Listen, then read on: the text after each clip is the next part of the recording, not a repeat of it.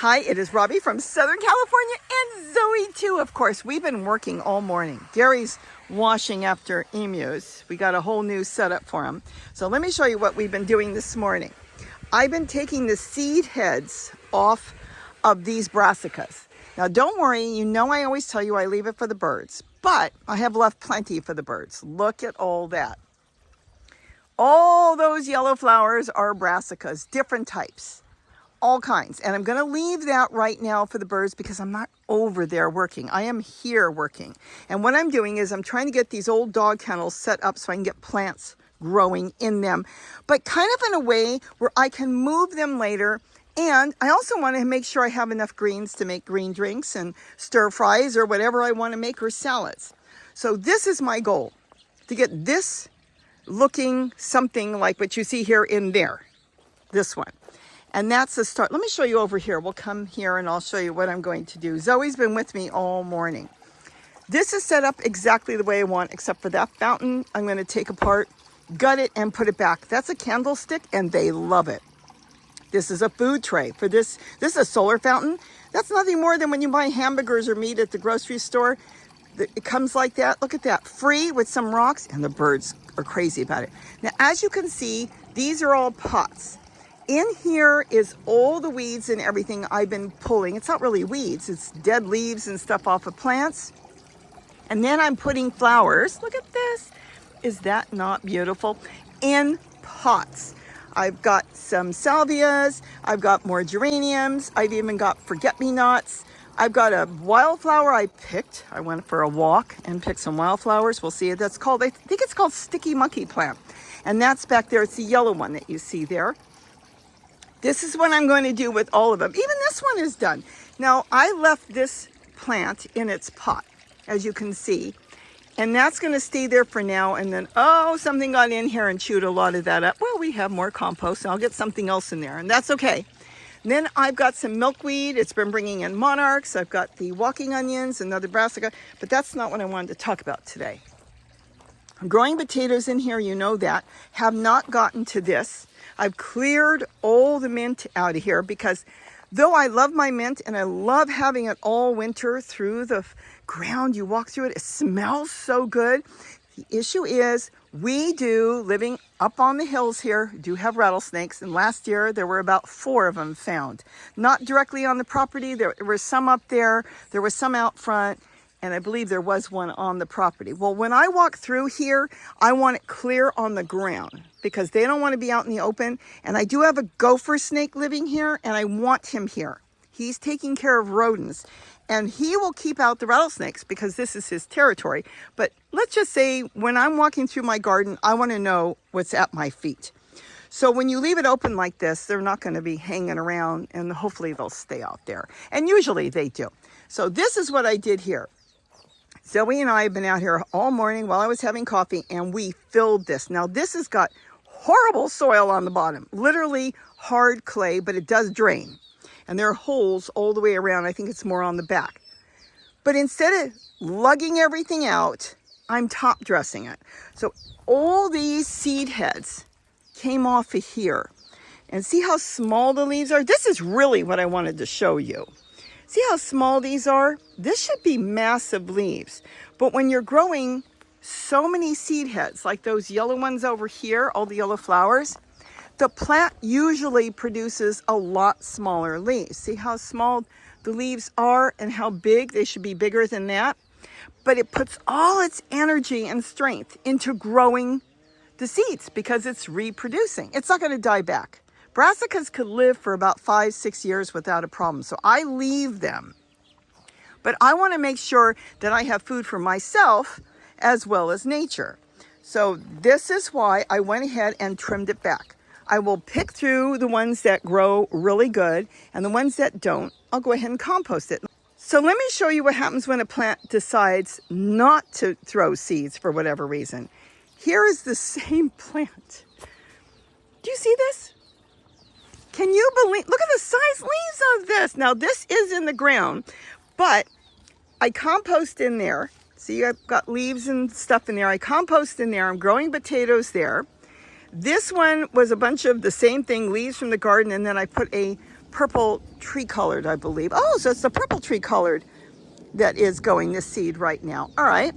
And all this is leaching with the holes in the back. There's holes back here where you see the, it's what is that, weed cover. It's draining out there. It's feeding that plant. That's why I say leaves from the garden is our plant food. When it's breaking down in here and it's leaching out, it's feeding this plant. Look at the size of this thing. This is unreal. I'm hoping you can see how big the leaves are. Now, had this plant gone to seed, we would never have had this size leaves on it. And this is wonderful. A little too big to eat. The smaller the leaves, the sweeter they are, but still, this is beautiful. So that's what's going on there. And that's what I really wanted to share with you. If you look at your plant and it went from big leaves, nice big leaves, to these tiny skinny things, that's usually because it's throwing seed heads and it's putting all its energy into doing that.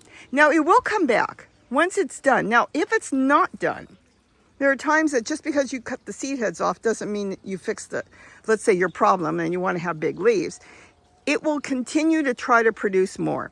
Once it's out of the cycle and the plant isn't in the producing stage, it will start to grow again. So going back to this. So this has been, I'm going to call it top dressed right now with leaves and stuff from the garden, including the seeds that are going to break down and make the best soil. So I'm going to leave it like that. Then I'm going to start top dressing it, really covering that with whatever. It could be dried brown leaves. I'm going to put stuff that's brown on the top. It could be wood chips from what Gary's got. It could be just soil from another tote. I'm going to empty this one finally. Been talking about it for what, 2.5 years? Going to get all that out, though it's got great soil because everything broke down that I put in there. I'll probably do the same thing I did there. Grab some of the soil from here, put it in pots, get some flowers planted, and then the rest will go in there. And then I'm just going to put pots on top like I just showed you over there. The reason is I can move them and I don't have to break my back trying to fix everything up. It's the easiest way to do it. Next year, I can remove the pots if I want to and plant vegetables or anything in there. I still might plant some vegetables. Maybe I'll put a tomato in there. Tomatoes would do really good. I've got a tomato that came up here. It's been growing all winter. It's not doing good, but I didn't plant it. Look at that. So we'll see what I'm going to do as we go. But I just wanted you to see and understand that if any of your plants are going to seed, they're not at a loss at all. They're just trying to do what nature wants them to do, put everything that they've got into the seed heads. And then at that point, they will be reproducing and then just, and then when it's all done, they'll start growing back again. So it's not a loss. So that's what Zoe and I have been doing all morning. I'm really excited. When we're done with that, which I should be done today, I'm going to do that.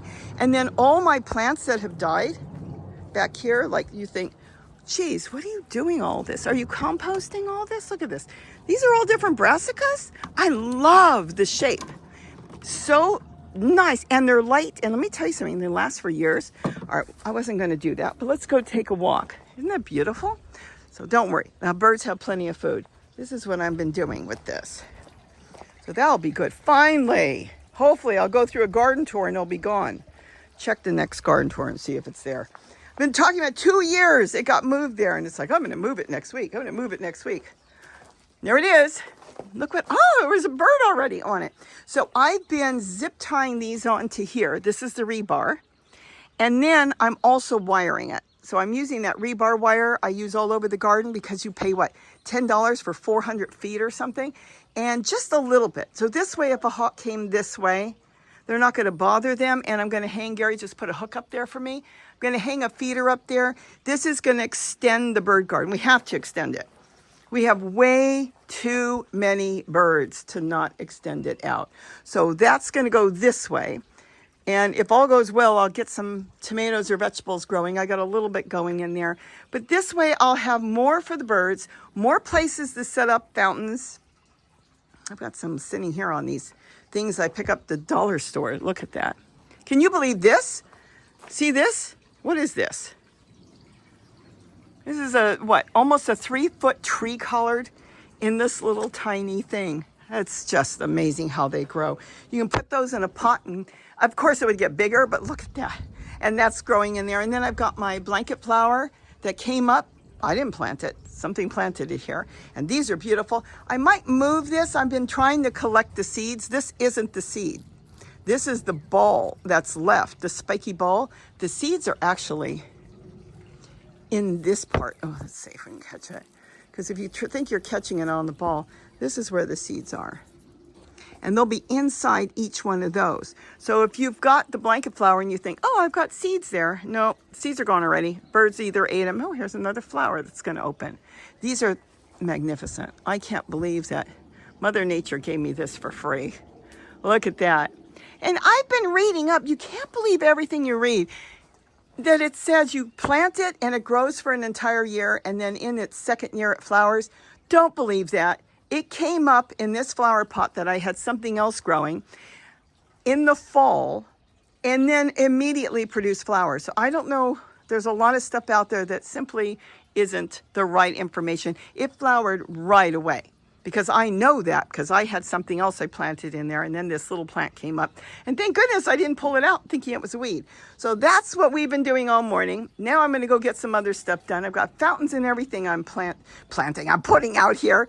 And I want to get this fixed up, and I got to get some gloves because I'm either going to cut out my dragon fruit. I don't want to cut it.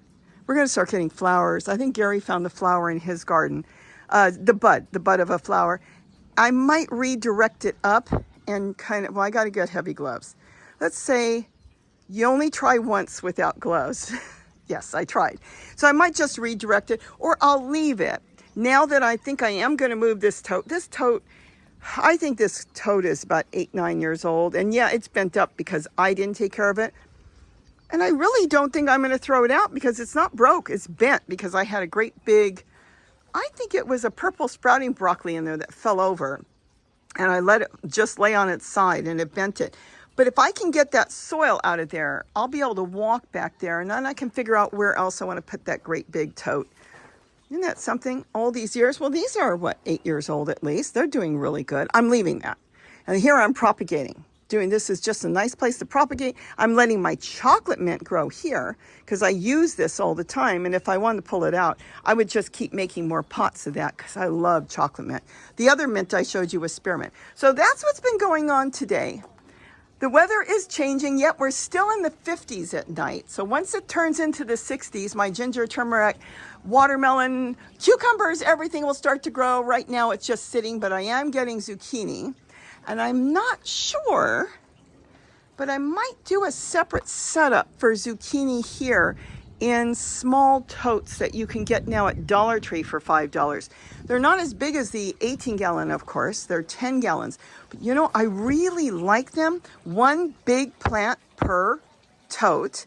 And then you can spot them with different flower pots and stuff like I do. I know it looks so bare now, but now I can get in here. I don't need these sticks here. And I can see if I've got any potatoes in here. Oh, psh. Yes. Little tiny potatoes. And they're green, so we'll plant those. But I have to dig this up and see what's in here. This is easy. This I just pick up, tip it in my wheelbarrow, get all the potatoes I want out, and that's it. So I'm not sure what I'm going to do. I think I'm just going to leave these two and let the rest of them do its thing. I can spot more pots in there. I'm going to put these plants, I'm going to clean them up, leave them in the pot, but they're going to go on top in there so they can grow and do their thing because Gary wants them, but he doesn't want them yet.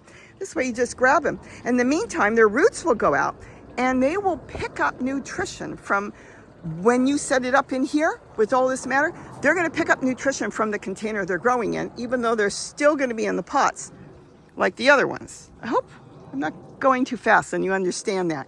Because their fine roots are actually the roots that feed the plant. They pick up water and food. The big roots are more of an anchor. They anchor the plant in, which is in the pot. You can't leave it in there forever, but I could leave it in there for another year and then I could change the whole thing. I could even plant in there directly later on when I want. That's how I'm going to set this up. You'll see it on the garden tour. I'll get to that one later. I'll scrub my angel at one point. It's got a lot of algae. I hose it and clean it really good, but you know, there's not much you can do about algae. It doesn't hurt the birds, but I do need to clean that up a little bit. I think I'm going to spot some pots around there as well.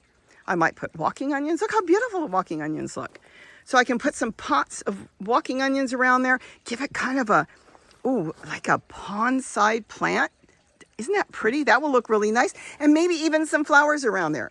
And if I don't want to take care of anything, I put geraniums. Because geraniums grow everywhere at any time without any work. So I hope I gave you kind of a fun little thing to see. I hope you pick up tips from me, because there's so many things I don't talk about that I know, but I don't think about. Like here, you remember me putting in all these tree collards? Why do you think they're growing so good? They're in the ground. You know why? Because the two pots on either side of them are getting watered, which is feeding directly to the roots, and that's why they're doing excellent, because it's what's next to it, not what's in front of it, because there's absolutely nothing but dry soil. So I don't even have to think about anything. And it's the same thing within here. They're all getting moisture from the bottom. When you leave things in pots, there's always water underneath. There's earthworms underneath, and they feed from underneath as long as you've got drain holes underneath. If you got drain holes on the side, then bury your pot more. But here, remember, anytime I put a pot, I always get the message, do you put drain holes? Yes, you have to have drain holes, because none of these plants that I've got here can grow in water. So if it gets too wet, the plant drowns. It'll look like it's not getting enough water, but it's actually getting too much water. And that's it. And remember, like I showed you, if something gets eaten during the night or doesn't work out, put it back in. It becomes your soil, and keep going. Because even nature takes out its own plants. So we can't do anything perfect because, well, that's all part of nature. So with that, have a wonderful day. And don't forget to eat what you grow. Oh my gosh, that's like one green drink. That's actually too much for a green drink. This is absolutely beautiful. And this is some sort of brassica that came up from seed. Oh, this might be my pride and joy that went to seed, that died back years ago, last year. That's just gorgeous. I'm going to cater to that. Maybe I will put another pot there. There's a second one next to it. Oh, there's a purple tree collar. I probably planted the purple tree collar. There's a purple tree collar coming up next to it. Oh, I'm just so excited with this. I have to make sure those pots are well watered, because everything encircling this plant is making this plant grow this big. Look at that. The leaf goes all the way down there. Can you see that? Unbelievable. Have a great day. Bye-bye. Wow.